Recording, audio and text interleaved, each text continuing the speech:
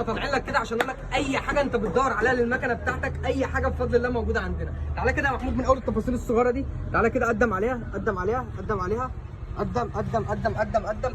تعالى كده يا محمود، دي الكساحه اللي تحت دي النيكل، معاك هنا حماله النص، دي الحماله النص اهيت اللي كان كله بيسال عليها. لا لا مش بس كده، استنى، عارف انت ده ايه؟ ده الحزام اللي بيتحط على الشلته اللي بيتشد اهو، بيركب على الشلته من الناحيه دي وبنحط له البادج بتاعه هنا بيتشد كده على الشلته من فوق. بس كده لا، شايف انت الفليشرات دي يا حوده؟ شايف انت الكلام ده؟ لا لا لا استنى استنى، شايف انت ده؟ ده الكرسي بتاع الجنب اهوت، الحماله الحريمي، معاك طبعا الاريال الشداد اللي ورا بشكله الجديد دوت، معاك العلامه بتاعت الهوجن اللي بتركب تحت. ده ايه بقى؟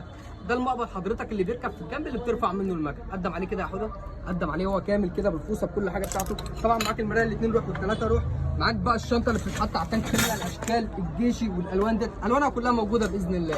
طبعا معاك التنان، معاك الدبوس، معاك الاريال ده اللي بيركب في الجنب الشلته برده، قدم كده عليه يا حوده. النيكل اهو كمان بتاع الطنبوره اللي قدام والطنبوره اللي ورا اهو، زي ما انت ما شايف كده اهو. الكبيره دي بتاعت الطنبوره اللي ورا، والصغيره دي بتاعت الطنبوره اللي قدام، زي ما انت ما شايف كده.